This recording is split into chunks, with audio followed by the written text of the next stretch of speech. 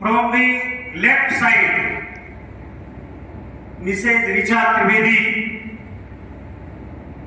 She has come from Birla Minds Open School. It is situated at Bihar Sharif. Here we will listen to her about the environmental education and conservation of natural resources. Right of her,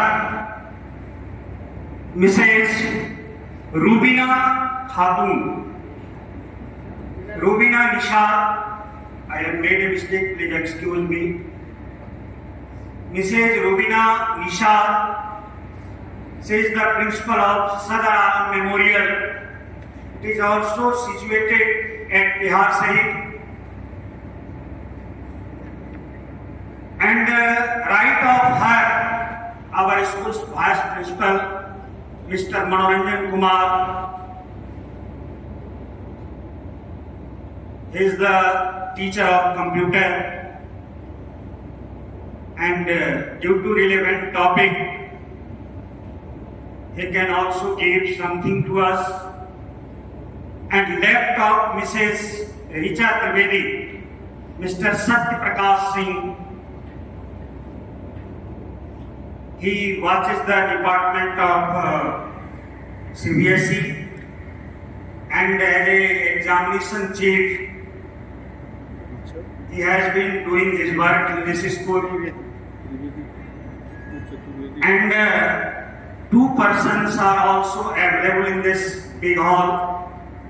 I would like to give recognition to them. Mr. Vinod Kumar, Principal, Sanskar Public School, Sheikhpura.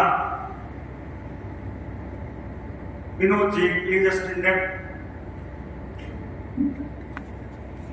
Honorable Principal of Sanskar Public School, Sheikhpura. That's all. Thanks to you all. हम प्रत्येक दिन बोलते हैं. Honorable Vice Principal Sir, please give haste to both of them. They are learned ladies. दोनों विदुषी महिलाओं को स्वागत करने हेतु मैं अपने उपप्राचार्य श्री मनोरंजन जी को आग्रह करता हूं कि पुष्प गुच्छ देकर उन्हें सम्मानित करें.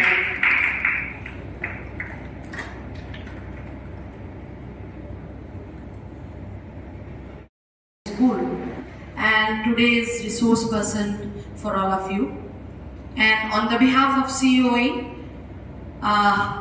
I welcome all of you, and also my co-resource person Mrs. Richa Trivedi, and also one of the principals sitting over here, Mr. Vinod Kumar from Sanskar Public School, Sheikhpura, and all the participants. You are most welcome over here. And today it's a very you can say not only interesting but important topic and relevant topic in today's modern times. So this topic is not subject specific, it is common for all. सब लोगों के लिए ये common है और सब लोगों को इसकी जानकारी चाहिए. सर ने अभी बताया, आप वाइस प्रिंसिपल जो डाइस पर बोल रहे थे उन्होंने बताया कि कितना इम्पोर्टेंट है और सब लोग इससे रिलेटेड हैं. तो इसको शुरू करने से पहले अभी एक आपने रिसेंट अभी 2-3 दिन पहले ही एक न्यूज आई. पूरे वर्ल्ड आप सब लोग जान रहे हैं कि कमी हो रही है, ग्लोबल वार्मिंग है. आप देख रहे हैं कि गर्मी कितनी है. अभी कल से सब लोगों का स्कूल खुलने वाला है, लेकिन अभी भी हम लोग संशय में हैं कि क्या होगा, क्योंकि गर्मी टेम्परेचर इतना ज्यादा है. बच्चे कैसे बैठेंगे, कैसे क्लास करेंगे. और 2-3 दिन पहले आप लोगों ने पेपर में पढ़ा होगा, पूरे वर्ल्ड में एक कंट्री को जल विहीन घोषित कर दिया गया और वहां के गवर्नमेंट ने 14 अप्रैल 2024 को घोषणा दे दी थी कि अब हम लोग पानी नहीं दे सकते हैं. कौन सा कंट्री है, कोई नाम बता सकते हैं? एनीबडी? कोई भी? चलिए कोई बात नहीं. केप टाउन साउथ अफ्रीका के जो साउथ अमेरिका का जो कैपिटल है, 14 अप्रैल 2024 को वहां की सरकार ने हाथ उठा दिया था कि पानी नहीं प्रोवाइड कर सकते हैं और 10 लाख वहाँ पर जो सप्लाई थी उसको भी काट दी गई थी, और अभी वहाँ 25 लीटर पानी ही अलाउड है पर पर्सन जी, और वो उससे ज्यादा नहीं यूज कर सकते हैं। आप सोच सकते हैं एक दिन में 25 लीटर पानी का उपयोग करना कैसे संभव है। तो ये एक कंट्री का भी हाल हुआ है। अगर हम सब नहीं अलर्ट होंगे तो पता नहीं क्या होने वाला है। इससे सब लोग जुड़े हुए हैं, और सबसे इंपॉर्टेंट बात ये है that is the sustainable environment education का ये ट्रेनिंग है। सस्टेनेबल वर्ड को जानना जरूरी है। सस्टेनेबल मतलब क्या है? टिकाऊ, यानी हम अपनी जिंदगी को अच्छे से तो गुजार लें, ये सोच के नहीं कि सिर्फ हम लोगों को ही जीना है, आगे आने वाले फ्यूचर जनरेशन के लिए भी हम लोगों को कुछ छोड़कर जाना है, कुछ अच्छा करके जाना है, ये सोच लेकर जाना है। तो इसलिए sustainable is the most important term जो हम लोग सब लोगों को ना सिर्फ जानना है बल्कि इसके अनुसार हम लोगों को अपने इन्वायरमेंट को बचाना है, क्योंकि इसमें कोई एक कंट्री की बात ऐसा नहीं बोल सकते तुम्हारा प्रॉब्लम है, या ऐसा नहीं बोल सकते मेरा प्रॉब्लम है। क्या करना है? बहुत सिंपल सी एक्टिविटी है कि मेरे सर पर एक फल फूल और सब्जी का टोकरा है। माइक हाथ में इसलिए मैंने लिया नहीं है सर पे टोकरा। You will imagine that I am having a basket full of fruits and vegetables and flowers. तो फल फूल सब्जी का टुकड़ा है जो भारी बहुत है, तो भारी है तो मैं उसे किसी को शिफ्ट करना चाह रही हूँ कि मैं अपने इस भारी वाले टोकरे को किसी को दे दूं। ठीक है, तो क्या करूंगी मैं आपके पास जाऊंगी ये बोलते हुए फल फूल सब्जी। ठीक है, फल फूल सब्जी या सब्जी फल फूल किसी भी सीक्वेंस में, और जहां पर मैं रुक जाऊंगी और जो शब्द वहां पर होगा, अगर फूल है तो आपको एक फूल का नाम बताना, फल है तो फल का नाम बताना, सब्जी है तो सब्जी का नाम बताना। ठीक है, अगर आपने समय लिया बोलने में तो वो टोकरी में आपको दे दूंगी, फिर आपको शिफ्ट होना है। ठीक है, और रिपीट नहीं करना है, रिपीट नहीं करना है, यानी अगर बैगन हो गया तो फिर कोई ब्रिंजल नहीं बोलेगा। ठीक है ना, बैगन हो गया मतलब ब्रिंजल भी हो गया। आप हिंदी में बोलिए, इंग्लिश में बोलिए, या कोई और लोकल लैंग्वेज में सब्जी का नाम है उसको बोलिए। ठीक है, चलेगा, लेकिन रिपीट नहीं करना है और समय नहीं लेना है। जहां रिपीट आप किए टोकरा आपके सर पर, और जहां आपने देख किया टोकरा आपके सर पर। अब आप देखिए कितने देर टोकरे को आप कैरी कर सकते हैं। सबसे पहले तो मैं कैरी कर रही हूँ, तो मुझे कोशिश करना है कि मैं जल्दी से जल्द आप लोग किसी के सर पे वो टोकरा रख दूं। ठीक है, एम आई क्लियर? सब लोग समझ गए? रेडी है? यस और no? Ready? Okay, thank you. तो मैं स्टार्ट करती हूँ इस रो से। फल फूल सब्जी, फल फूल सब्जी, फल फूल फूल गेंदा, गेंदा। चलिए, फूल गेंदा इतना टाइम नहीं लगा, लेकिन मैडम का फर्स्ट है इसलिए चलेगा। ठीक है, गेंदा गेंदा सब लोगों ने सुन लिया? गेंदा गेंदा हो गया। ठीक है, फल फूल सब्जी, फल फूल सब्जी, फल फूल सब्जी। कद्दू, फल फूल सब्जी, फल फूल सब्जी, सब्जी फल फूल सब्जी, सब्जी फल फूल। इनके सर में टुकड़ा आ गया, गेंदा हो चुका था, तो ये गेंदा वाला अब ये टुकड़ा इनके सर में। अब ये देखते हैं कितनी देर ये इस टोकरे को पास करते हैं। ठीक,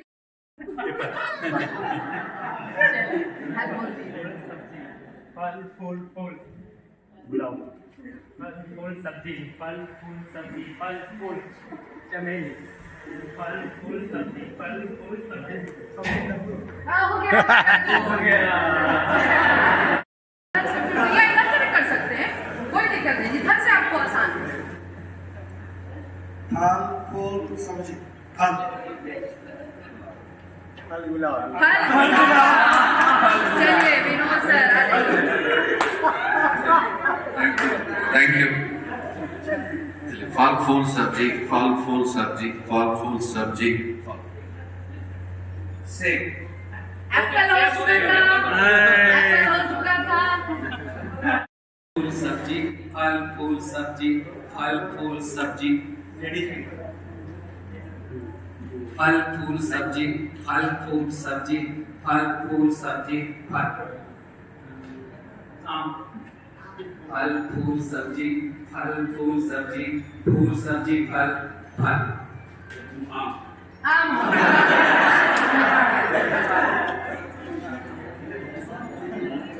फूल सब्जी फल फूल सब्जी फल फूल सब्जी बैगन बैगन हुआ था हो गया था ना नहीं होता वो एग्जाम्पल दे दे सब ठीक है चल फल फूल सब्जी फल फूल सब्जी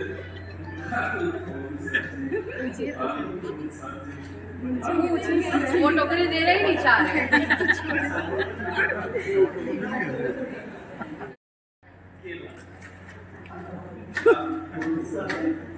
फल फूल सब्जी फल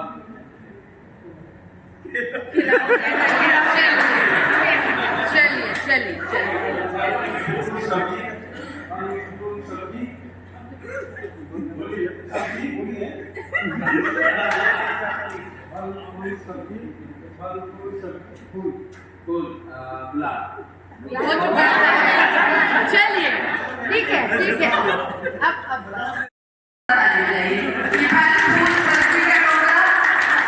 फाइनली पिक किया पूरा है ना। चलिए थैंक यू वेरी मच। अभी बैठिए अभी पिक्चर बाकी है मेरे दोस्त है ना।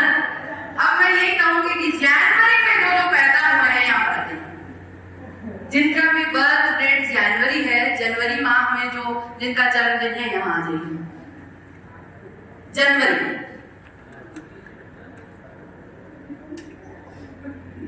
जनवरी महीना में जो लोग पैदा हुए हैं यहाँ आ जाइए। बस 4 लोग। हैप्पी बर्थडे जनवरी वाला भी बोल रहे हैं चलिए 4 लोग हैं और कोई है जनवरी आइए। Thank you. जनवरी में 5 लोग हैं। फरवरी माह यहाँ आ जाइए प्लीज। फरवरी 28 दिन 29 दिन यहाँ अपना ग्रुप एक अलग बनाइए। 5 बराबर से हैं।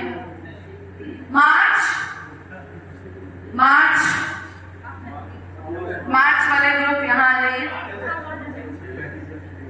अकेले नहीं होंगे सर, कोई ना कोई आएगा। आप मार्च हैं, आइए यहाँ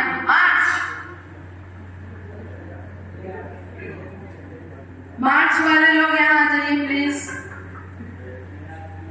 चलिए अप्रैल यहाँ आ जाइए।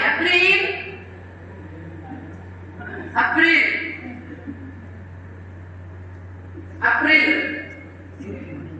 2 ही लोग। अप्रैल फूल जो बोलते हैं कोई फूल नहीं बनना चाह रहा है ना। अप्रैल में 2 ही लोग हैं। अच्छा कोई बात नहीं। मई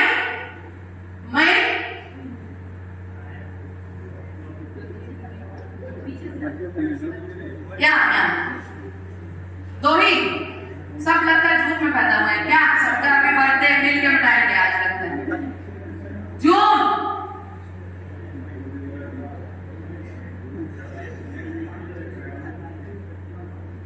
चलिए 2 मिनट समय दीजिए मुझे। जून तक हो गया है। जनवरी वाले सभी लोग एक ग्रुप बनाएंगे यहाँ पे। आइए this is the group of January. बैठिए। कितने लोग हैं आप लोग? 5 6 चलिए 6 हैं। फरवरी कमियां और अपना ये ग्रुप आपका होगा इसलिए अपना ये जो भी material, your bags, your bottles, your specs, everybody you the candidates present over here will replace and the new group will sit there. March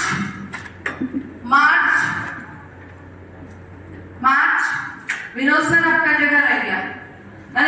मार्च अप्रैल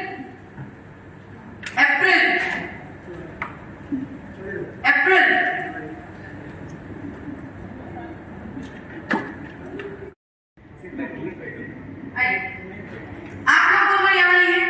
उस वाले जगह पे जाइए।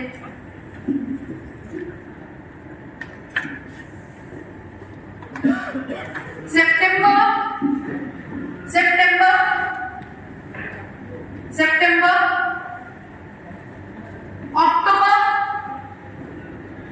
October, this table, November,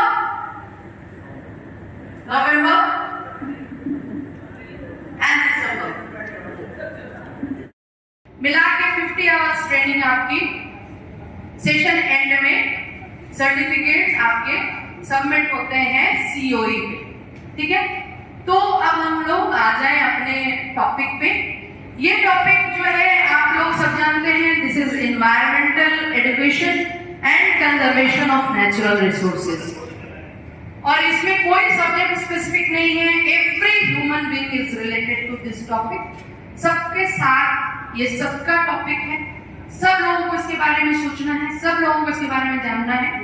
और वी एज अ टीचर्स, हम लोग teachers की भूमिका में हैं, टीचर्स का रोल प्ले करते हैं, इसलिए हमारी ड्यूटी क्या है, सिर्फ हम जानेंगे नहीं, आगे वाले जो हमारे जनरेशन है, जो बच्चे हमारे हाथ में हैं, future of the nation, future of the world, उसको भी हम इन चीजों की जानकारी देंगे। तो let us start our training session with a video. एक वीडियो से हम लोग, बड़ा गाना है कैलाश खेर जी का, इस गाने को आप सुने।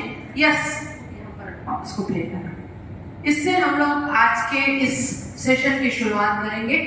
ये बड़े एक सोच है जागी, इस गाने का नाम है, और आप सुनिए। बड़ा conditions of the region in which an organism lives is called its environment. ये एनवायरनमेंट की जो सिंपल सी परिभाषा है, इसमें 3 टर्म्स आए हैं, physical, chemical and biological conditions of the region. आप सभी जानते हैं, बताने की जरूरत नहीं है कि एनवायरनमेंट में आपका सॉइल भी होगा, टेम्परेचर भी होगा, वाटर भी होगा, एयर भी होगा। ये सारे जो कंपोनेंट्स हैं, these cover the physical, chemical and biological conditions. और इन कंडीशंस, जो तीनों कंडीशंस हैं, physical, chemical and biological conditions of a particular region, किसी एक पर्टिकुलर रीजन के ये तीनों कंपोनेंट्स को मिला करके, जिसमें organism, living organisms, the animal, the plant, the human beings all lives, this is called environment. Next is ecosystem. Ecosystem में क्या है, जो एनवायरनमेंट की अभी चर्चा हम लोगों ने की, physical, chemical and biological conditions of the earth in which the human beings or living organism is living, और उसके साथ अगर हम जोड़ दें community of organism interacting with each other plus the environment इसकी चर्चा की, और उसके साथ हम लोग अगर community of organism को जोड़ दें, उसमें एक add on करें community of organism interacting with each other, और वैसा environment जिसमें वो रह रहे हैं और इंटरैक्ट कर रहे हैं, उस एनवायरनमेंट और कम्युनिटी ऑफ ऑर्गेनिज्म दोनों को मिला करके हम लोग बोलते हैं इकोसिस्टम। तो first one is environment and second one is ecosystem. Then third, biodiversity.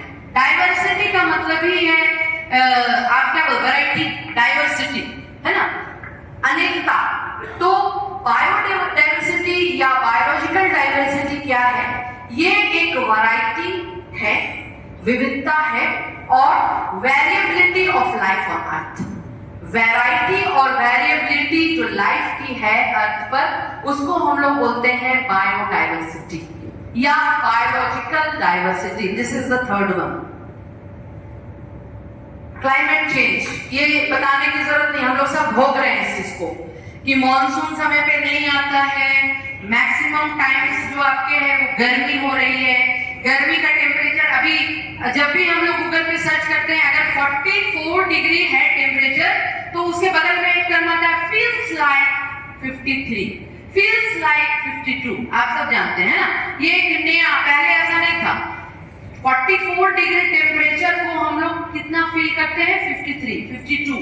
उसको पढ़ के मुझे लगता है और गर्मी लगने लगती है, लगता है बाप रे 53 डिग्री टेम्परेचर हम लोग कैसे बर्दाश्त कर रहे हैं। तो ये क्या है, these are all science of climatic change. और क्लाइमेटिक चेंज क्या होगा, जब अर्थ का climate new weather patterns demonstrate करेगा। एक होता है क्लाइमेट, एक होता है वेदर, है ना, दोनों में डिफरेंसेस यहाँ पर सोशल साइंस के टीचर अच्छे से बता सकेंगे। Climate, what is the difference between climate and weather?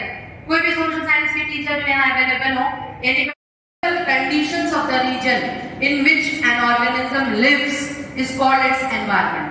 ये एनवायरनमेंट की जो सिंपल सी परिभाषा है, इसमें 3 टर्म्स आए हैं, physical, chemical and biological conditions of the region. आप सभी जानते हैं, ये बताने की जरूरत नहीं है कि एनवायरनमेंट में आपका सॉइल भी होगा, टेम्परेचर भी होगा, वाटर भी होगा, एयर भी होगा। ये सारे जो कंपोनेंट्स हैं, these cover the physical, chemical and biological conditions. और इन कंडीशंस, जो तीनों कंडीशंस हैं, physical, chemical and biological conditions of a particular region, किसी एक पर्टिकुलर रीजन के ये तीनों कंपोनेंट्स को मिला करके जिसमें organism, living organisms, the animal, the plant, the human beings all lives, this is called environment. Next is ecosystem.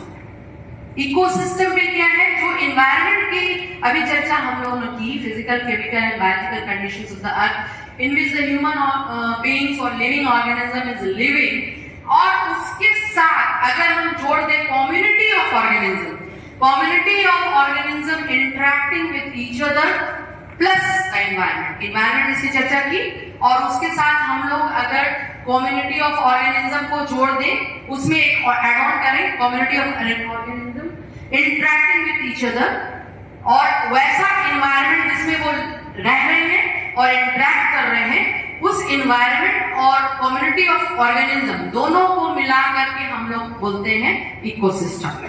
तो first one is environment and second one is ecosystem. Then third, biodiversity. Diversity का मतलब ही है आप क्या बोलते, variety, diversity है ना, अनेकता। तो बायोडाइवर्सिटी या बायोलॉजिकल डाइवर्सिटी क्या है, ये एक वैरायटी है, विविधता है, और variability of life on earth. Variety और वेरिएबिलिटी जो लाइफ की है अर्थ पर, उसको हम लोग बोलते हैं बायोडाइवर्सिटी या biological diversity. This is the third one. Climate change, ये बताने की जरूरत नहीं, हम लोग सब भोग रहे हैं इस चीज को कि मॉनसून समय पे नहीं आता है, मैक्सिमम टाइम्स जो आपके हैं वो गर्मी हो रही है, गर्मी का टेम्परेचर अभी जब भी हम लोग गूगल पे सर्च करते हैं, अगर 44 डिग्री है टेम्परेचर, तो उसके बगल में एक टर्म आता है फील्स लाइक 53, फील्स लाइक 52। आप सब जानते हैं ना, ये एक नया, पहले ऐसा नहीं था। 44 डिग्री टेम्परेचर को हम लोग कितना फील करते हैं, 53, 52। उसको पढ़ के मुझे लगता है और गर्मी लगने लगती है, लगता है बाप रे 53 डिग्री टेम्परेचर हम लोग कैसे बर्दाश्त कर रहे हैं। तो ये क्या है, these are all science of climatic change. और क्लाइमेटिक चेंज क्या होगा, जब अर्थ का climate new weather patterns demonstrate करेगा। एक होता है क्लाइमेट, एक होता है वेदर, है दोनों में डिफरेंसेस यहाँ पर सोशल साइंस के टीचर अच्छे से बता सकेंगे। Climate, what is the difference between climate and weather? कोई भी सोशल साइंस के टीचर जो यहाँ अवेलेबल हो, any climate is fixed, it is for a long time. Yes, हाँ सर, और कुछ बोलेंगे आप? हाँ,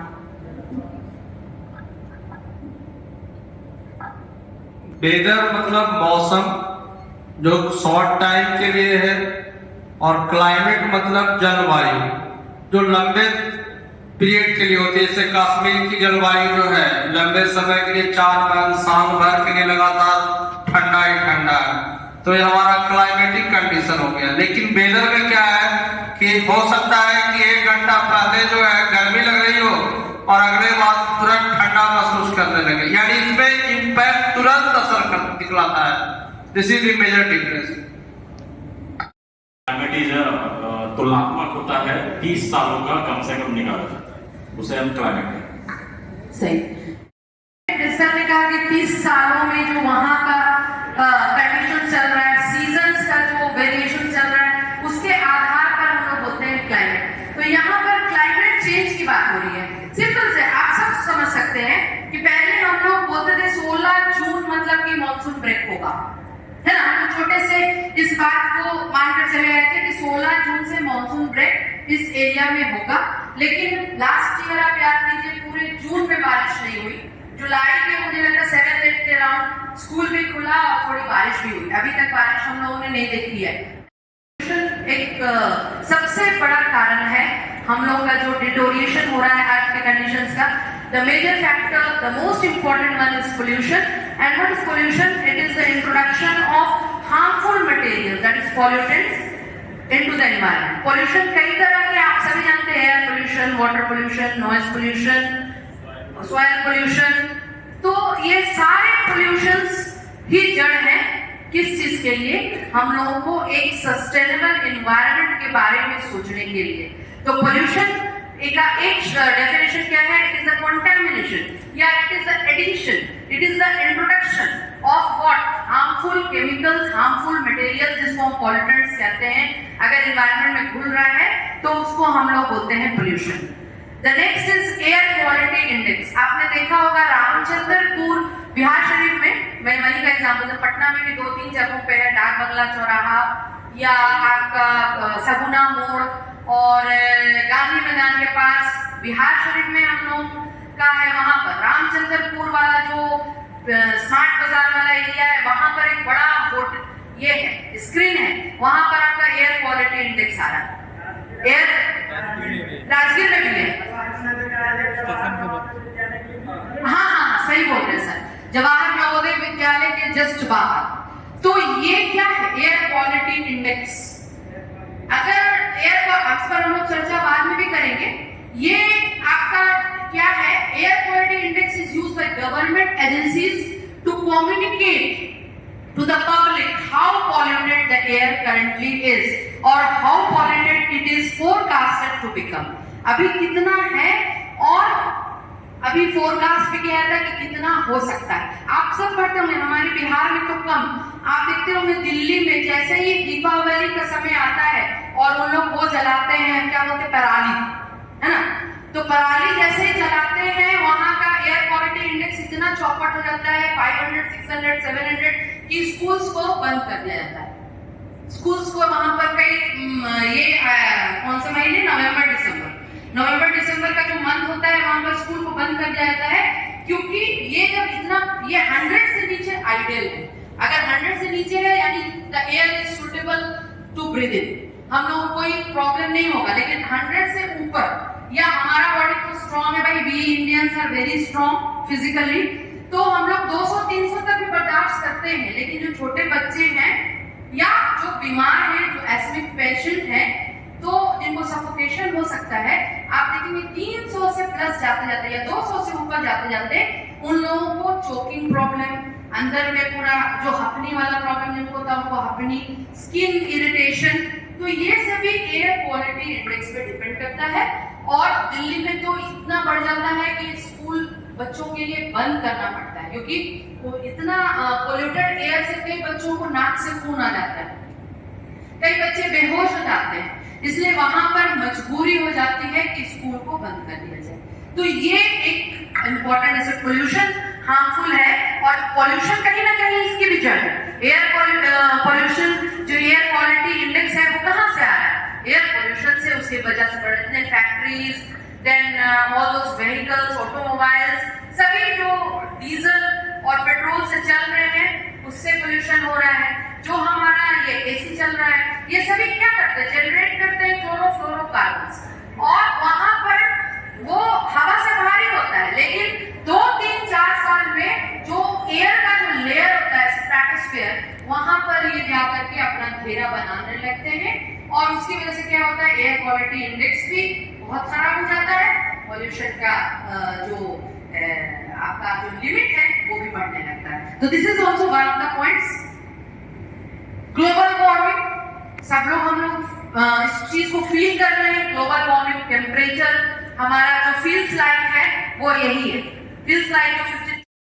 This is all the sign of global warming. And what is global warming? This is a gradual increase in the overall temperature of the Earth's atmosphere, generally attributed to the greenhouse effect caused by increased level of carbon dioxide, CFC, अभी मैंने चर्चा की, chlorofluorocarbon and other pollutants.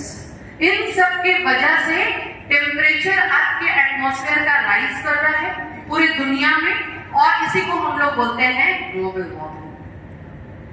Then green house effect क्या है? ये है increased quantities of gases such as carbon dioxide in the air. जितनी मात्रा में कार्बन डाइऑक्साइड हवा में बढ़ेगा, क्लोरोफ्लोरोकार्बन बढ़ेगा, तो क्या होगा कि ये जो कार्बन डाइऑक्साइड गैस है या दूसरे गैस जो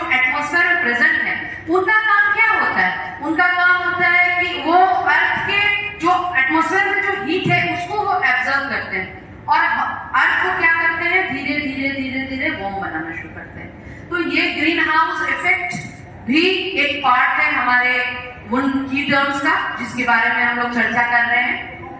देन ग्रीन हाउस गैसेस, अभी ग्रीन हाउस इफेक्ट में हमने जिन गैसेस की बात की, उन गैसेस को GHG ग्रीन हाउस गैसेस हम लोग बोलते हैं। और इन ग्रीन हाउस गैसेस में मैंने आपको बताया इनका काम क्या होता है, they trap the heat from the sun in the atmosphere. उनका काम क्या होता है, वो हीट को अपने में एब्जॉर्ब करते हैं, है ना। और वो कौन से गैस है, GHG में कौन से गैस आते हैं, तो द मेजर, जो सबसे बड़ा कंट्रीब्यूशन जिसका है जिस गैस का, that is carbon dioxide. Carbon dioxide के अलावा है मीथेन और नाइट्रस ऑक्साइड, ये मेजर है ना। इन तीन गैसेस को हम लोग मेनली बोलते हैं green house gases. Ozone depletion, ozone depletion भी आप लोग सभी लोग जानते हैं, मैंने कहा इसमें मैक्सिमम टर्म सब लोग जानते हैं, बस हम लोग एक बार रिवाइज कर रहे हैं कि हम अपने बच्चों को इसके बारे में बताएं, छोटे बच्चे बड़े बच्चे सबको। जिनके कोर्स ऑफ स्टडी में वो तो फिर भी पढ़ रहे हैं, जिनके कोर्स ऑफ स्टडी में नहीं है उन लोग को हम लोग को मोटिवेट करना है, जागरूक करना है कि ये सब चीजें हैं और हम सब जवाबदेह हैं इसके लिए। ओजोन डिप्लेशन आप सभी जानते हैं, it is a wearing out या रिडक्शन किस चीज का, amount of ozone in the stratosphere. Stratosphere मैंने कहा अर्थ के जो एटमॉस्फेयर का एक लेयर है और यहीं पर वो सारे जो AC है, रेफ्रिजरेटर है, ये सारे जिन गैसेस को रिलीज कर रहे हैं वो सभी एक समय में 3 साल 4 साल के बाद स्ट्रेटोस्फीयर में पूरा अपना समझिए वर्चस्व बना ले रहे हैं। और उससे क्या हो रहा है, ओजोन डिप्लेशन हो रहा है। और ओजोन डिप्लेशन से जो गर्मी है, सूरज की रोशनी है, वो अल्ट्रावायलेट रेज वो हम लोग तक पहुंच जा रहा है। ओजोन का क्या काम है, ओजोन लेयर का काम ही है उनको रोकना, उनको रिफ्लेक्ट करना, वो नहीं हो पा रहा है। इतनी सारी चीजों को हम लोग यूज कर रहे हैं। आप देखिए बिहार शरीफ में 2-3 दिन ऐसा हो गया कि मार्केट में कूलर और AC भी नहीं मिल रहा। सोचिए कितनी बिक्री हो रही है आज बिना AC के रहना। अभी स्कूल में आ रहा है डिमांड कि AC करिए, क्योंकि इतनी गर्मी में बच्चे नहीं बैठ सकते। तो आप सोच सकते हैं एक स्कूल में अगर AC लगाया जाएगा तो और क्या हाल होगा। लेकिन अगर वो नहीं लगाया जाएगा तो फिर सरवाइव करना मुश्किल है। जो बायोलॉजिकल मैग्निफिकेशन भी जिसको बोलते हैं, ये क्या है, this is the progressive increase in the concentration of, क्या है इसका कंसंट्रेशन, नॉन बायोडिग्रेडेबल वेस्ट। 2 तरह का वेस्ट हम लोग चर्चा करते हैं, बायोडिग्रेडेबल वेस्ट और दूसरा नॉन बायोडिग्रेडेबल।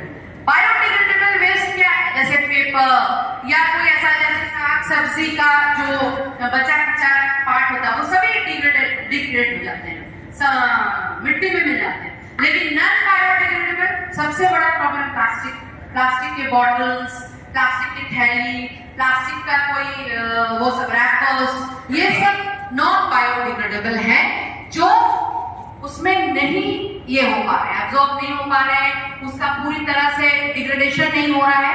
और उसकी वजह से क्या हो रहा है कि पूरा सॉइल पोल्यूशन हो रहा है और पूरे एनवायरनमेंट पे असर आ रहा है। तो ये जो बायोमैग्निफिकेशन है, ये क्या है, वही increase in the concentration of non biodegradable waste in the soil या फूड चेन में आप बोल सकते हैं, पूरी फूड चेन में इसको बढ़ावा मिला है, बढ़ गया।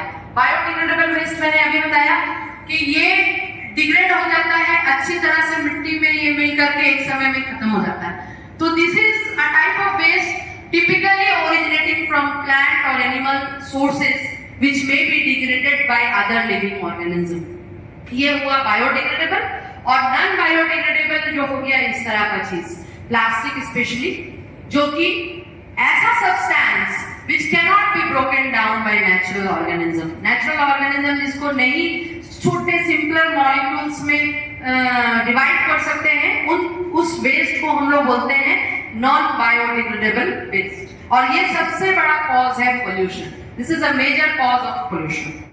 Footprint is there. Carbon footprint किसको बोल रहे हैं?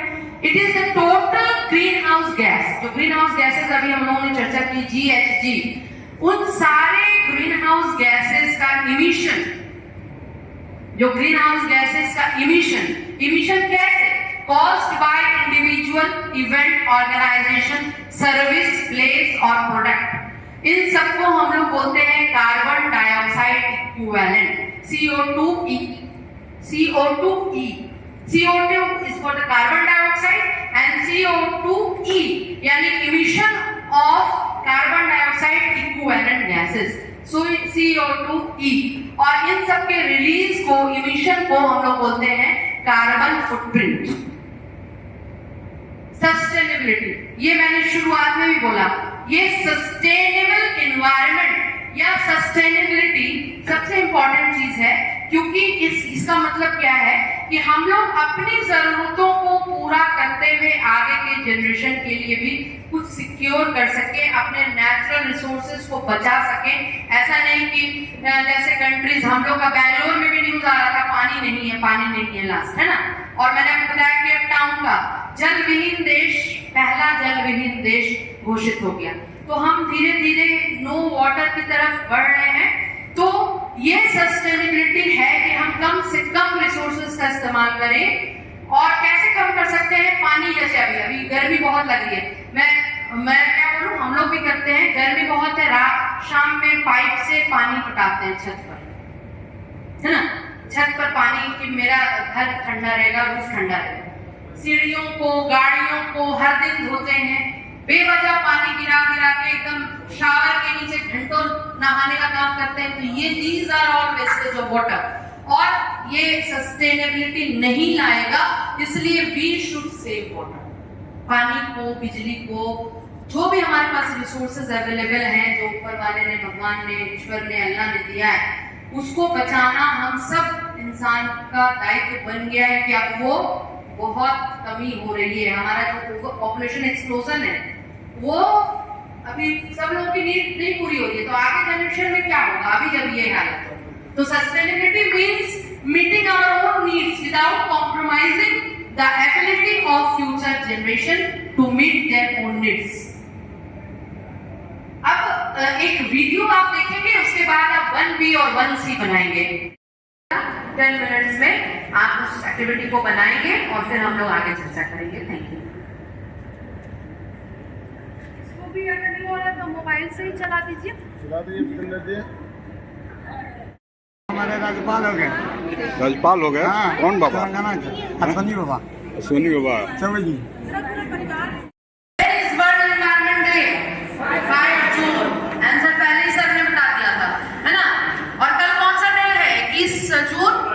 योगा डे. योगा कौन कौन करते हैं? सब लोग करते हैं. तो एक योगा सेशन करेंगे हम लोग, ठीक है. चलिए. A ninth question, which of these is a greenhouse gas? Methane. ठीक है. B. सब लोग मीथेन, है ना. Last question, which of these organisms are the most important decomposer in an ecosystem? बताइए. ABCD कौन सा?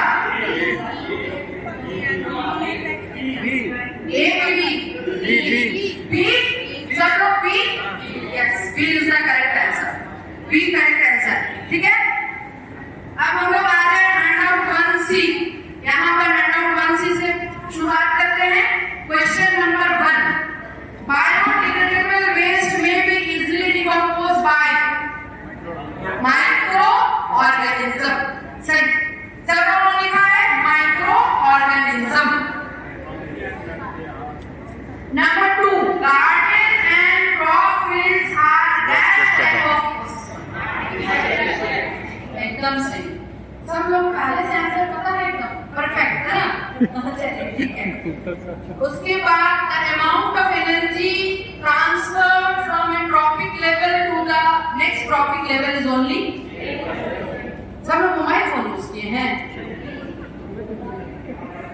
इतना परफेक्ट तो मुझे नहीं लगा. चलिए थैंक यू. इतने अच्छे पार्टिसिपेंट्स हैं, more than perfect. Thank you very much. मुझे लगता है कि आप ग्रुप में आंसर डाल दिए, नहीं ना.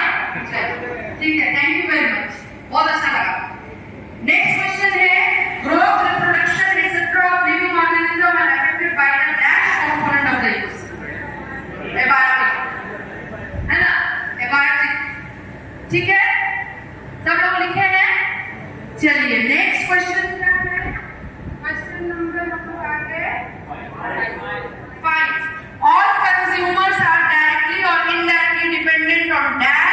for their energy requirement. Producers या green plants है ना, producers या green plants. Then a network of food chain is called a food web. चलिए next, there is always a dash flow of energy in a food chain. Unidirectional, ठीक है, सब answer पता है, कोई मतलब बताने की जरूरत ही नहीं है, आंसर के साथ ही बोलते हैं. The increase in the concentration of harmful chemical at successive trophic levels is called biomagnification या biological magnification. Ozone shields are the surface of the earth ozone shields the surface of the earth from dash radiation, ultraviolet radiations. Then forests, ponds and lakes square measure samples of dash sort of ecosystem. कौन सा? Space. Fresh. ठीक है, fresh या आप natural बोल सकते हैं, है ना? Fresh या natural, ठीक है? Natural नहीं होगा, fresh ही होगा.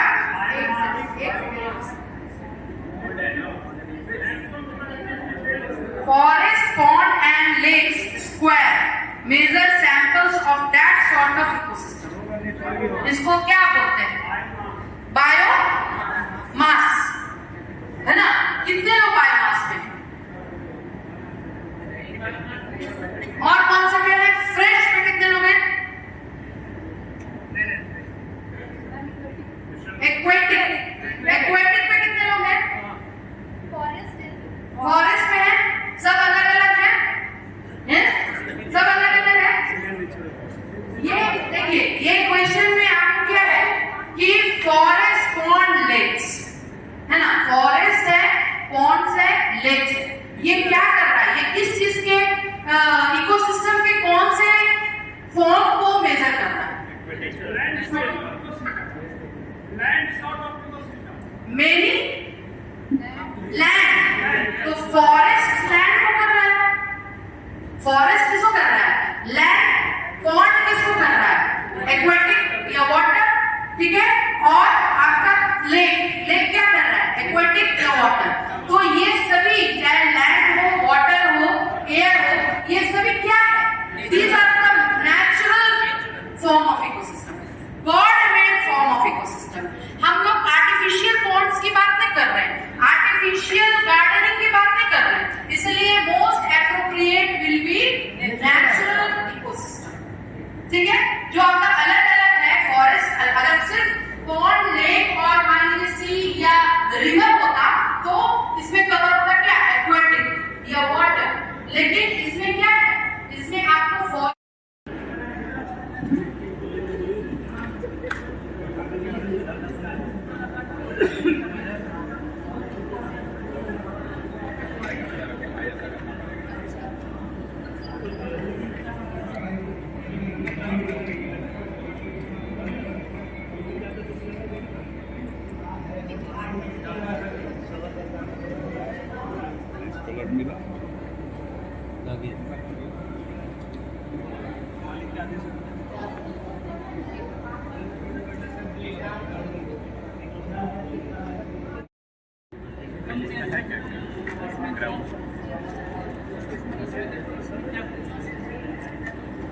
एक बार हमको मिला था, एक बार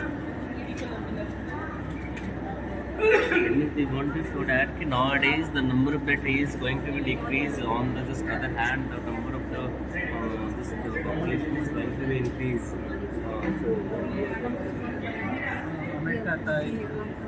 अफ्रीका का प्रदेश है जहाँ की सरकार ने अनाउंस कर दिया कि मेरे पास पानी नहीं है, पानी नहीं दे सकते. चल रहा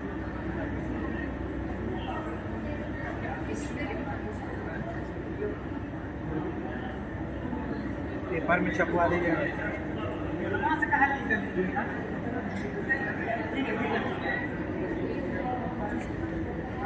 से लिख दी, सुंदर दिखाइए नहीं से लिखा रंग पे अपना कितने हो गया.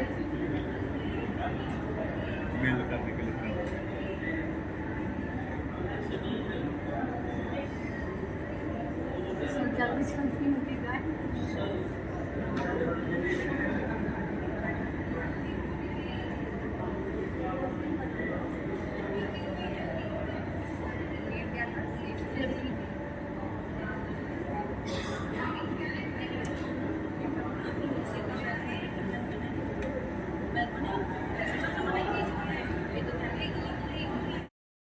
अरे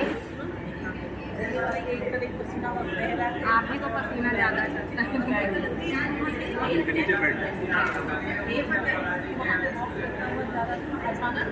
बारिश होने लगी ठीक है बाद में देखना तो वो बारिश हुआ वो भी इधर उधर देखा पीछे जाके बैठ गया बारिश वाला कौन तो मैं भी सुनी ठीक है बारिश हम टोकरी लेके जा रहे थे हाथ में थक गई पेड़ देखा वहीं पे जाके बैठ गए सब थोड़ा थोड़ा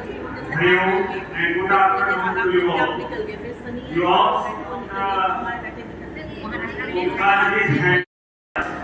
According to that topic, I am going to start my statement. Deforestation means जंगल को विनष्टीकरण से आप कैसे रोक सकते हैं, कैसे बचाएंगे आप? पहला मैंने लिखा प्लांट मोर ट्रीज, ज्यादा से ज्यादा पेड़ लगाकर हम लोग जंगलों को विनष्ट होने से बचा सकते हैं। हम लोग प्रत्येक वर्ष अपना जन्मदिन मनाते हैं, यह नियत कर रहे हैं कि हम जन्मदिन के अवसर पर न्यूनतम एक पौधा अवश्य लगाएंगे। इससे पर्यावरण का पारिस्थितिकी तंत्र जो है वह बच पाएगा विनष्ट होने से। तो पहला है कि प्लांट मोर ट्रीज, यानी ज्यादा से ज्यादा पेड़ लगाएं। कहता है लगाओ पेड़ मिलेगा धन, या लगाओ वन मिलेगा जीवन, बहुत सारा स्लोगन है। दूसरा है go paperless work. If we have been doing our work with the papers, then it has need to manufacture the papers by the bamboo stick. Without bamboo stick, we can't make the paper. यानी paper को बनाने के लिए पौधे की आवश्यकता है। अगर बांस के पेड़ नहीं रहेंगे तो क्या होगा? तो पेपरलेस वर्क करने का प्रयास करें। तीसरा मैंने लिखा रिसाइकिल एंड बाय रिसाइकिल। वैसे चीजों का प्रयोग करें जिसकी क्षतिपूर्ति प्रकृति के द्वारा हो सके। ऐसा नहीं कि अंधाधुंध हम उपयोग करते जा रहे हैं, उसकी आपूर्ति नहीं हो पाए, जैसे कोयला आने वाले दिनों में यह समाप्त हो जाए, इसको रिसाइकिल नहीं किया जा सकता। तो हम कम से कम इसका प्रयोग करें। गैस का प्रयोग जीवन में लाए हैं, उसको हम उत्सर्जित कर सकते हैं, बना सकते हैं, मेक कर सकते हैं, तो इसका प्रयोग करना। फिर उसके बाद चौथा मैंने लिखा एजुकेट टू अदर्स। इसके बारे में अपने जनरेशन को बताना, स्कूल के बच्चों को बताना, घर में बताना कि कैसे हम स्टॉप डेफोरेस्टेशन कर सकते हैं, कैसे रोक सकते हैं। तो हम आने वाले भविष्य या संतति के लिए क्या कर सकते हैं, इस पर भी ध्यान देना।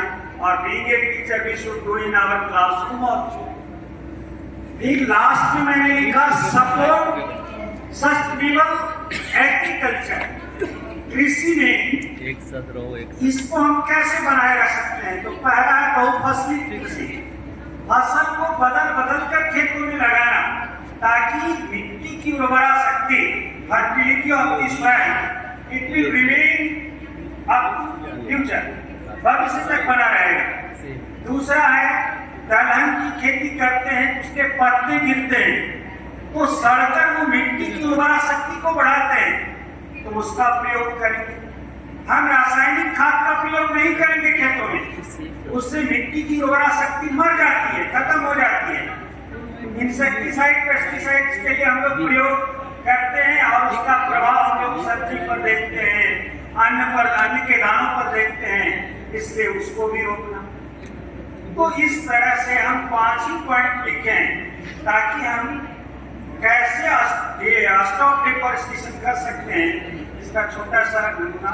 अब now I am giving the microphone to mister Ravishankar Shastri. In a illustrated way, he will say something to you. Thank you, sir. Respected resource persons for this session. The topic has been given as a seed, like as Aman sir is telling, the stop deforestation. The deforestation is a big challenge for us. Everybody know, everybody conducted, everybody listened, everybody heard several different variety of this in a TV, several channels, the how to save our environment. On this, according to this, we have made one of this small project, the deforestation. Deforestation, the first and important try to this each and every citizenship of this our country should be planted one trees in a monthly year.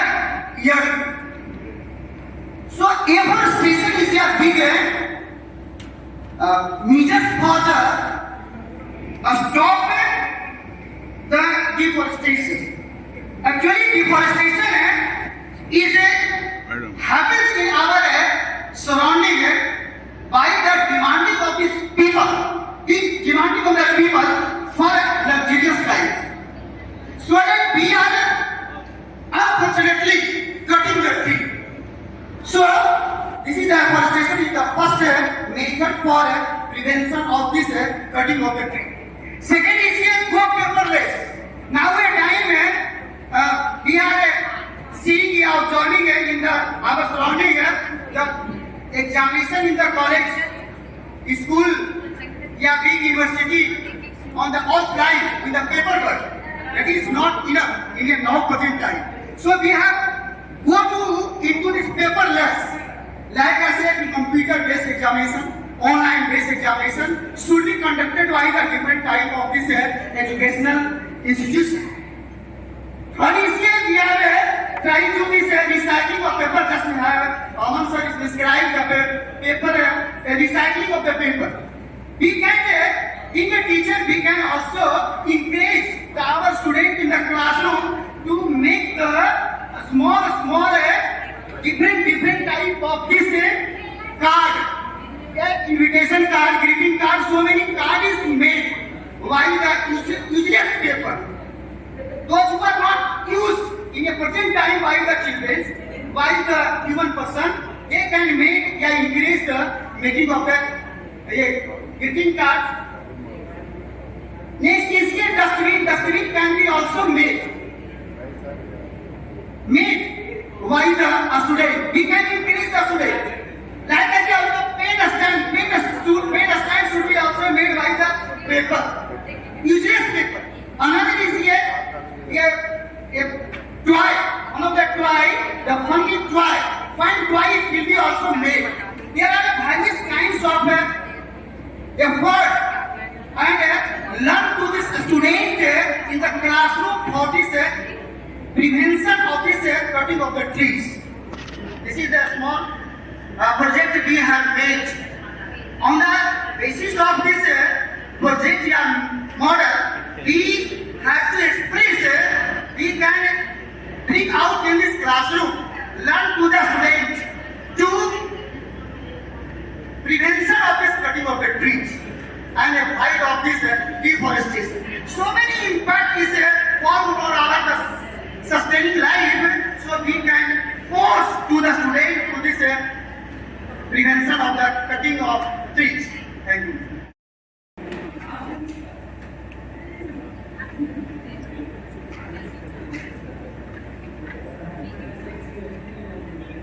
Our topic is impact on human health. If we do not keep our environment safe, clean, and healthy, it will give it back to you only in any sense. If we pollute the water, air pollution, water pollution, and soil pollution. If water pollution, if we do bacteria, pesticides, and chemicals, it will impact your body organs. And air pollution, SO2, NO2, these gases, carbon monoxide, these gases will harm your body organs, headache and fatigue, you will feel headache and fatigue.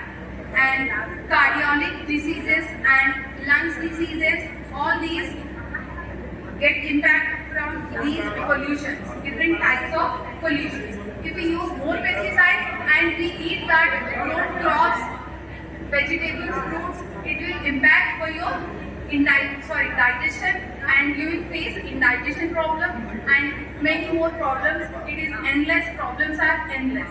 If we keep our environment safe, clean, we can protect our human health only. Some slogans. We have written some slogans: a greener earth, healthier birds.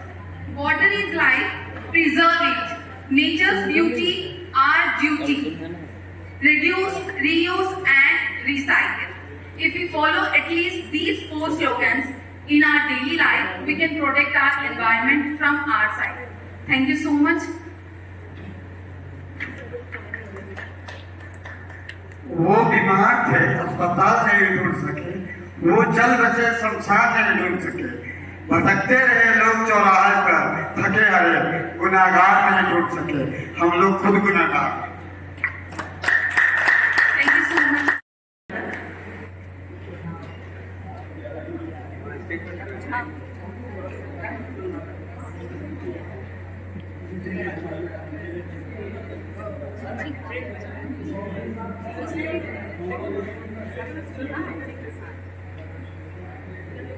Mic ले लीजिए।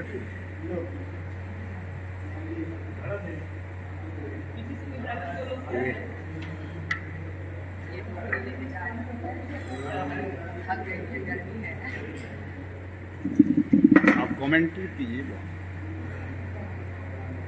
Mic ले लीजिए।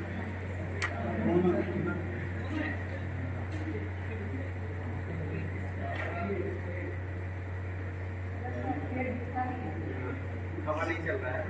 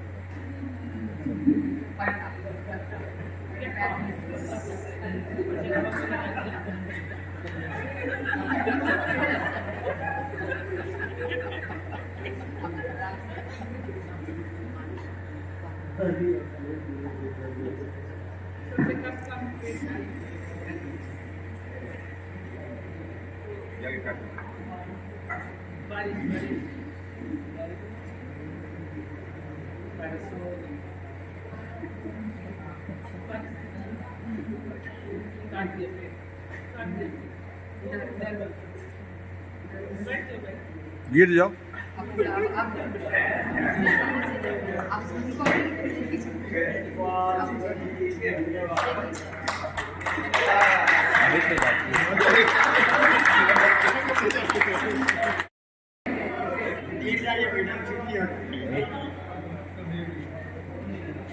वही रह जाना है।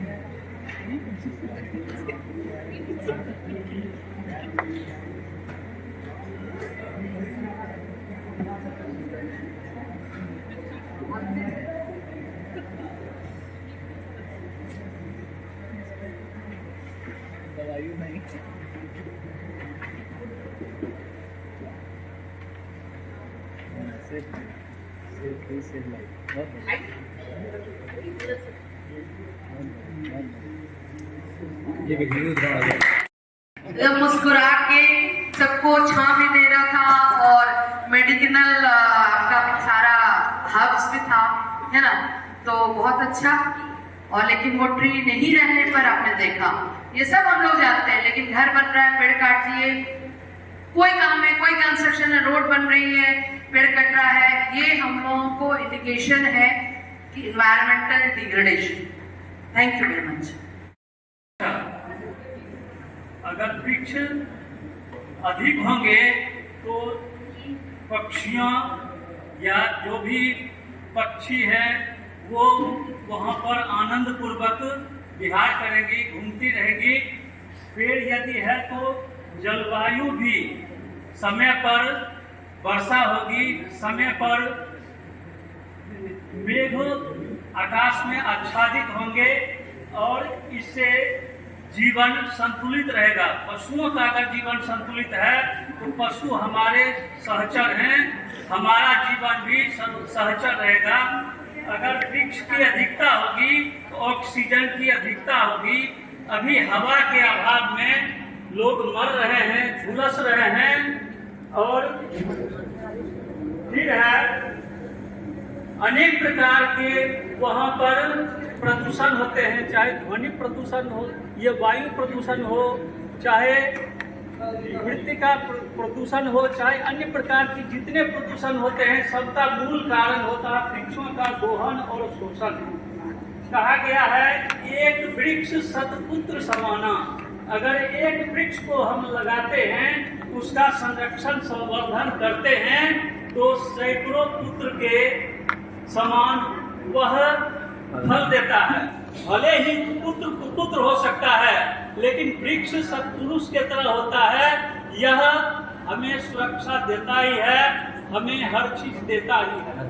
इसके बाद हमने बताया है समय पर वर्षा होती है, कहीं पर अतिवृष्टि है, कहीं पर अनावृष्टि है, कहीं पर अभी चर्चा आई है कि हर सब महीनों का निर्धारित मौसम होता है, वह अतिक्रमण कर रहा है, जिसका मुख्य कारण वृक्षों का दोहन और शोषण है। हम अपने स्वार्थांत में आकर के वृक्षों को काटना शुरू कर दिए हैं, उस पर महल बनाना शुरू कर दिए हैं। ये वृक्ष जीवन का पर्याय है। हम भवन बनाएं, लेकिन वृक्ष का शोषण दोहन नहीं हो, इसका हमें ध्यान रखना चाहिए। फिर है जहाँ पर सघन वृक्ष होते हैं वहाँ पर हर चीज मिलते हैं। संस्कृत में एक श्लोक कहा गया है, पत्र पुष्प फल छाया मूल बल तल दारु भी गंध निर्यास भस्मास्ति तोकमय कामान वितन्वते। अर्थात जहाँ पर वृक्ष होते हैं फल की अधिकता होती है, पुष्प की अधिकता होती है, फल पुष्प फल पुष्प छाया, शीतल छाया मिलती है। फल पत्र पत्ते हमको बहुमूल्य पत्ते मिलते हैं, औषधीय पत्ते मिलते हैं। पत्र पुष्प फल छाया, मूल जड़ भाग से औषधीय काम होता है। वलकल छाल से अनेक औषधीय दवाइयां बनती है। मूल वलकल दारू भी बहुमूल्य लकड़ियों से, दारू मतलब लकड़ी, बहुमूल्य लकड़ियों से हमारा जीवन सुरक्षित होता है। हम अपने जीवन को जितना आगे उन्नत करना चाहते हैं, चाहे टेबल है, कुर्सी है, पलंग है, कोच है, बेंच है, टेबल है, सब है। वृक्ष ऐसा सत्पुरुष होता है कि यदि उसको हम जला दें तो कोयले रूप में हमको काम देता है। अगर जीवित है तो फल से हमारा सम्मान करता है, हमारी सुरक्षा करता है, हमारा स्वागत करता है। एवं प्रकारे निष्कर्ष रूपेण वयं वक्तुं शक्नुमः यत् यदि संसारे वृक्षस्य सघनता भविष्यति तर्हि अस्माकं जीवनं निरोगिता भविष्यति। वृक्षाभावे अस्माकं जीवनं दुर्गतियुक्तं प्रदूषणरहितं संकटापन्नं भविष्यति इति एतत्वा अहम् अत्र विरमामि। वृक्षस्य वर्धनं कुर्मः। बड़ी मासूम सी है ये जिंदगी मेरी, बड़ी मासूम सी है ये जिंदगी मेरी। शहर में रहूं और गांव भी चाहिए, शहर में रहूं और गांव भी चाहिए। बस बैठा रहूं मैं, बस बैठा रहूं ऊंची इमारतों में मैं। पेड़ों को काटूं और छांव भी चाहिए। My topic is reduce consumption level. How we can reduce the consumption level like energy, electricity, petrol and water. If you will do the plantation, then we can reduce the consumption level of energy, which means electricity and water, because it saves the water. It helps to save the water. And second one is, we can also implement the solar energy. We can put the solar plate on the rooftop. Using the help of solar energy, we can reduce the energy which is produced by the help of coal. Now the next one, we have to also maintain the underground water level. For that, we can make the pond in the our rivers that will help to maintain the underground water level. These are the few things to maintain reduce the consumption of energy level, and it will help to maintain our ecosystem of environment. We have also maintained some 8 R's of environment. What is the 8 R's of environment? The first one is the rethink. What you have to rethink? Your choice. If we are consuming the electricity, then we can rethink about the solar energy. The second one is refuse. What you have to refuse? We have to refuse the single-use bottle, plastic, glass. We have to choose this one. The third one is the reduce. What we have to reduce? We have to reduce our consumption. Means if we can use the one bulb, then no need to one AC, one cooler in a home. No need to use the more cooler AC and bulb in our home. The next one is the reuse. What we have to reuse? They are saying we have to reuse the everything. We have to reuse the everything. As much possible, we have to reuse the things. The next one is the refurnish. Means old stuff. Don't throw out our old stuff to the outside our home. Just try to reuse that things. Like the old chair, old table. We have to reuse that things to repair. Now the next one is the repurpose. Means be a creative reinvent. Means we have to suppose we have to, if we have a space in front of our home, we have to make some plantation, we have to make some pond. Now the last one is the recycling. Which things we have to recycle? They are things. Even if you have a last options, we have to do the recycle the things. This is a short about the reduce consumption level. Thank you. पानी use करना, हवा use करना, सब कुछ use करना है. But why are we talking about the environment? Why to save the environment? अभी सबका एक ही है, over exploitation. In childhood आपने कहानी सुनी होगी, एक मुर्गी थी जो सोने के अंडे देती थी. Have you heard? Hope so everybody. What was the final result?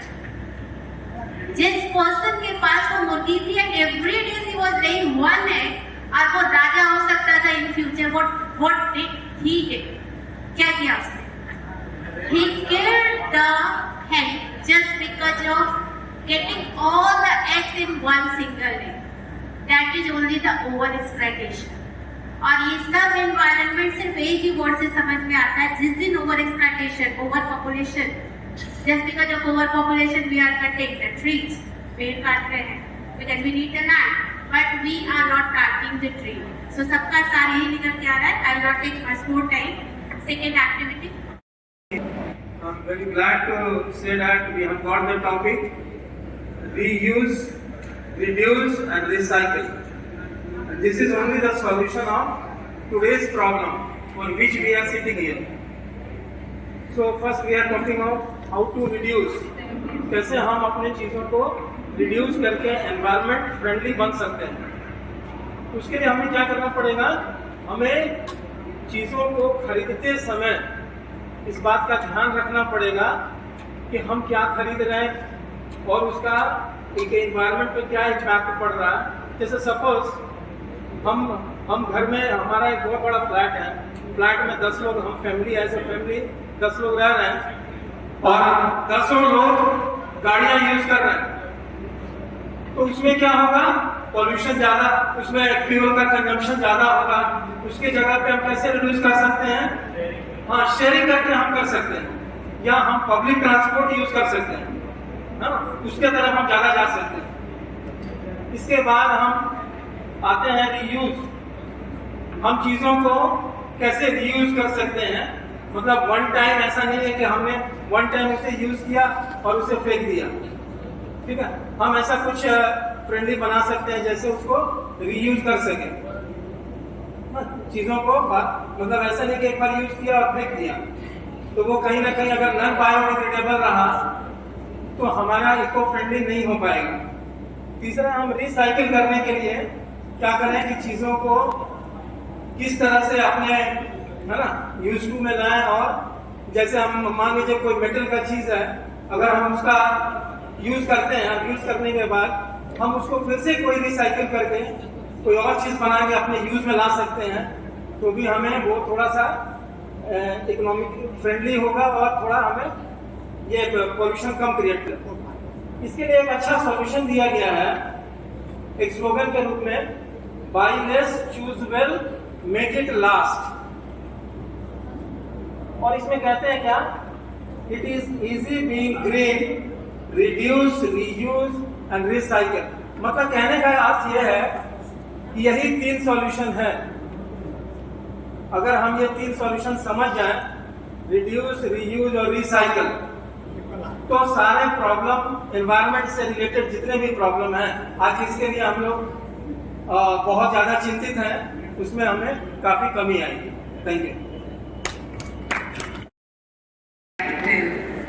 On the topic ozone layer depletion. First of all, I would like to enlighten that what is ozone layer depletion.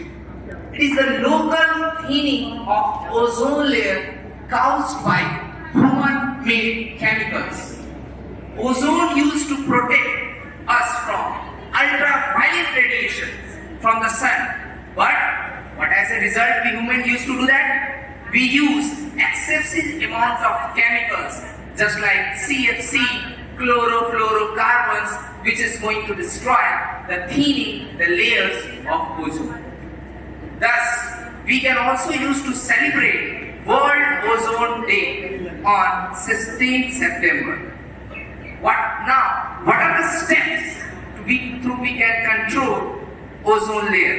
Number 1, minimize the use of vehicles. Number 2, reuse and recycle. Number 3, limits private vehicle driving. Last, I would like to say some slogan. मानव जाति पर संकट होगा और भी गहरा, कमजोर हो जाएगा जब ओजोन का पहरा। Lastly, I like to focus on a poem. दुनिया पर संकट है भारी, खतरे में है ओजोन हमारी। प्रदूषण को घटाना है, ओजोन परत को बचाना है। आओ आज निश्चय करें, पेड़ लगाएं और प्रदूषण कम करें। जो धरोहर बच्चों को देकर जानी है, यह धरती ही उसकी सबसे बड़ी निशानी है। कुछ तो अच्छा काम करके दिखाओ, आने वाली पीढ़ी को हरी भरी धरती देकर जाओ। Thank you. आपकी बारी आई हमारी। जितना बताए आप सब निदान, जितना बताए आप सब निदान, सबका कारण जनसंख्या महान। आज विषय मिला है जनसंख्या। भाई वातावरण को शुद्ध करने के लिए जल, थल और नभ, ये तीन शुद्ध हैं तो हम शुद्ध हैं। तो थल पर रहने वाले जो जीव है वो सुरक्षित रहे, जल में रहने वाले जो जीव है वो सुरक्षित रहे। जब ये सब सुरक्षित रहे तो हम भी सुरक्षित हैं। हम लोग क्या करते हैं, आओ नारा है, करो बर्थ कंट्रोल, करो बर्थ कंट्रोल, नहीं करोगे तो धरती जाएगी। करो बर्थ कंट्रोल। ये मानव ऐसा एक पद्धति लगा दिया है हम सभी, तो जनसंख्या बढ़ेगी तो भाई समस्या तो बढ़ेगी। जनसंख्या तो समस्या ही है। जनसंख्या बढ़ेगी तो घर अधिक चाहिए, घर चाहिए तो सीधे जमीन चाहिए, और जब जमीन नहीं है तो पेड़ काटिए, पहाड़ तोड़िए, बनाइए।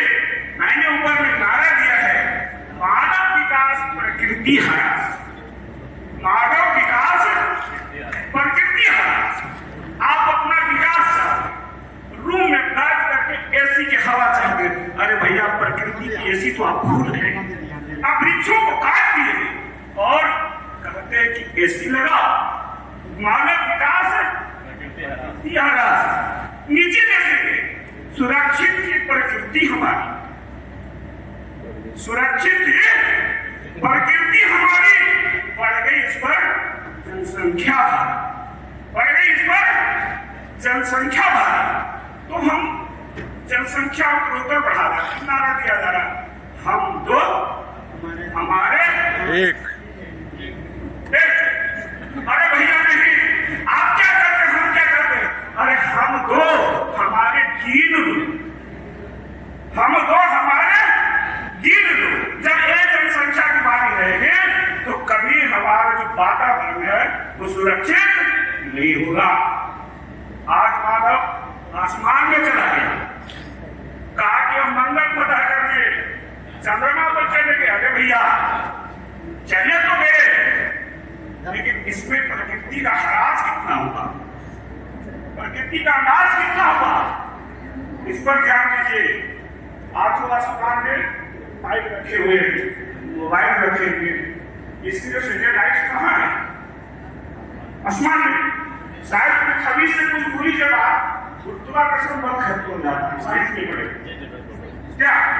जब खत्म हो जाता है तो आसमान में सारी चीजें भटकती रहती है। तो आसमान को दूषित हम कर रहे हैं, कौन कर रहा? हम लोग कर रहे हैं। इसलिए ध्यान है कि प्रकृति हमारी तभी सुरक्षित है जब हमारी जनसंख्या नियंत्रित है। जनसंख्या नियंत्रित नहीं है तो हमारी प्रकृति का भी सुरक्षित नहीं है। धन्यवाद।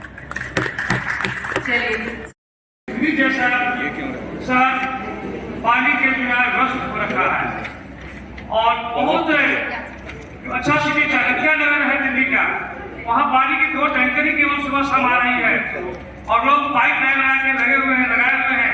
किसी को पानी मिलता है, किसी को नहीं मिलता है। सोचिए जल संकट क्यों उत्पन्न हुआ, एनर्जी क्राइसिस इतना क्यों हो रहा है, इसका मूल जड़ में जाइए। Now we have to use only renewable sources energy. हम लोग फाइट कर रहे हैं renewable sources को। आज एनर्जी क्राइसिस के लिए हम भर रहे हैं। क्यों भर रहे हैं? यदि हम लोगों ने सोलर एनर्जी अपना लिए होते, सोलर एनर्जी का कंप्लीट पैनल बना लिए होते हर जगह, तो कभी भी एनर्जी क्राइसिस नहीं होता। सिंपल एग्जाम्पल से हम लोग को बता रहे लीजिए, एक छोटा सा ऑर्गेनाइजेशन है जहाँ के 200 फैन 250 फैन होंगे और जनरेटर है, क्या क्या है, बहुत सारी चीजें हैं। यदि सोलर एनर्जी हमारे यहाँ सिस्टम लगा होता तो एनर्जी क्राइसिस नहीं होती, इलेक्ट्रिसिटी की समस्या नहीं होती। इस तरह से यदि विश्व लेवल पर यदि एनर्जी क्राइसिस को दूर करना है तो रिन्यूएबल सोर्सेज बनाइए, रिन्यूएबल सोर्सेज को यूज कीजिए, आप एनर्जी क्राइसिस से वंचित हो जाइएगा। आज पानी के लिए तरस रहे हैं लोग, जल संकट पैदा हो गया है। देख रहे हैं 4 लेन 6 लेन रोड का निर्माण हो रहा है, जो 50 वर्ष का वृक्ष है, 100 वर्ष का वृक्ष है, विशाल वृक्ष को काटे जा रहे हैं, सुखाए जा रहे हैं, जलाए जा रहे हैं। लेकिन क्या उतनी मात्रा में वृक्ष लगाए जा रहे हैं? वृक्ष तो नहीं लगाए जा रहे हैं। जल संकट तो होगा ही। जल संकट कैसे नहीं होगा? वायुमंडल में CO2 की मात्रा बढ़ेगा। जैसे excess of CO2 in the atmosphere is known as the case of global warming. The air temperature of air increases in the atmosphere, that is in the troposphere. जो 12 किलोमीटर का रेंज का troposphere है, उसमें वायुमंडल में CO2 की मात्रा बढ़ने से ग्लोबल वार्मिंग का केस होगा। अगर ग्लोबल वार्मिंग का केस होगा तो लोग भयानक बीमारियों से पीड़ित होंगे, जल संकट समस्या उत्पन्न होगी। उसको आज एक सिंपल सा एक्टिविटी से दिखाया गया है कि हम लोग सिंपल प्लास्टिक बैग को अवॉइड करें और उसके अलावा पेपर बैग को यूज करें, जूट का बना हुआ सामग्री को यूज करें, बहुत सारे ऐसे कोकोनट यूज करें, बहुत सारी ऐसी चीजें हैं यदि आप दिमाग में बैठा लेंगे तो उसको यूज कर सकते हैं। यदि हम लोग को एनर्जी क्राइसिस से और वाटर जल समस्या से बचना है तो बहुत सारे जो पॉल्यूशन है उसको पॉल्यूशन को दूर करना पड़ेगा। पॉल्यूशन की संख्या 1-2 नहीं है, पॉल्यूशन की संख्या ज्यादा मात्रा में है। इसमें कितना के नाम लूं? एयर पॉल्यूशन है, सॉइल पॉल्यूशन है, वाटर पॉल्यूशन है, न्यूक्लियर पॉल्यूशन है, लाइट पॉल्यूशन है, थर्मल पॉल्यूशन है। सभी पॉल्यूशन में क्या हो रहा है? जितनी मात्रा में डिजायर्ड मात्रा में हमको केमिकल चाहिए उसे बहुत ज्यादा मात्रा में पहुंच रहा है, जिसका परिणाम हो रहा है पॉल्यूशन। जब वातावरण पॉल्यूटेड रहेगा तो हम लोग कभी सुरक्षित नहीं रहेंगे। इसलिए हम लोग का मूल काम क्या है? वृक्ष लगाना। यदि हम लोग वृक्ष लगाना शुरू कर दें, रिन्यूएबल सोर्स ऑफ एनर्जी का यूज करना शुरू कर दें, non renewable source of energy है जो लिमिटेड मात्रा में है, नेचुरल गैस जितना भी है, पेट्रोलियम, कोल, डीजल, इसे बहुत लिमिटेड मात्रा में है। यदि आप चाहते हैं कि आने वाली पीढ़ी में को बचा के रखें तो सस्टेनेबिलिटी की बात आती है। सस्टेनेबिलिटी क्या है? इसका मतलब कि आने वाली पीढ़ी को बचा के रखना। बढ़ती हुई जनसंख्या की मांग भी है। आज हाइब्रिड हम लोग यूज कर रहे हैं सब्जी, आज पैदा करते हैं, रोकते हैं, 10 दिन में सब्जी खाते हैं उसका। बढ़ती हुई जनसंख्या की मांग भी है ऐसी, तो पूर्ति कौन करेगा? पूर्ति भी वही करेगा। लेकिन फिर भी हम लोग को नॉन रिन्यूएबल सोर्सेज को यूज नहीं करना है, बहुत लिमिटेड मात्रा में वो है। आने वाले समय में वो खत्म हो जाएगा, हमारी पीढ़ियां वंचित रह जाएंगी। इसलिए हम अपनी पिछली पीढ़ी को देखना चाहते हैं, स्वस्थ रहना चाहते हैं, हम लोग नॉन रिन्यूएबल सोर्सेज को कम से कम यूज करें और रिन्यूएबल सोर्सेज के प्रति बढ़िया से बढ़िया बच्चों के प्रति बच्चों को जागरूक करें, अभियान चलाएं, रिन्यूएबल सोर्सेज को यूज करके एक्टिविटी के माध्यम से समाज में प्रचार करें कि आप सोलर एनर्जी का उपयोग करें, पेड़ पौधे लगाएं। हर बच्चे जब जन्म ले जन्म दिवस मनाए, उसके लिए आपको बहुत कुछ करने की जरूरत नहीं है, एक पौधा लगाने की जरूरत है। तो गवर्नमेंट भी इसको प्रचार कर रही है कि जन्मदिन पर एक पौधा अवश्य लगाएं। ये काम अभियान शुरू हो जाएगा तो आने वाले समय में बहुत सारी समस्या का निदान स्वतः हो जाएगा। Thank you. जितने सारे आंसर्स और रिस्पॉन्सेज दिए हम लोगों को बहुत रेयरली ट्रेनिंग में देखने के लिए मिलता है और सारी व्यवस्थाएं बहुत अच्छी थी।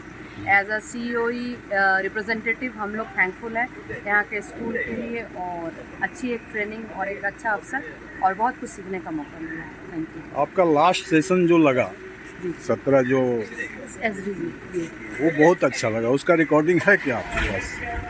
रिकॉर्डिंग तो सर नहीं है, उसका स्लाइड मैंने जो दिखाया था उसके रिलेटेड मैंने मतलब एक कंसेप्ट बनाया कि क्योंकि 1 से 17 वैसे लाइन से याद करना तो बहुत मुश्किल होता है, तो कैसे उसको याद कर सके इसलिए मैंने सबको किसी न किसी चीज़ से लिंक किया ताकि वो टीचर्स याद रख सकें। बहुत अच्छा लगा। अगर उसका कुछ स्लाइड होता तो भेज देते तो अच्छा रहता। नहीं सर, उसका कोई ऐसा स्लाइड नहीं है। अच्छा ठीक है, थैंक यू।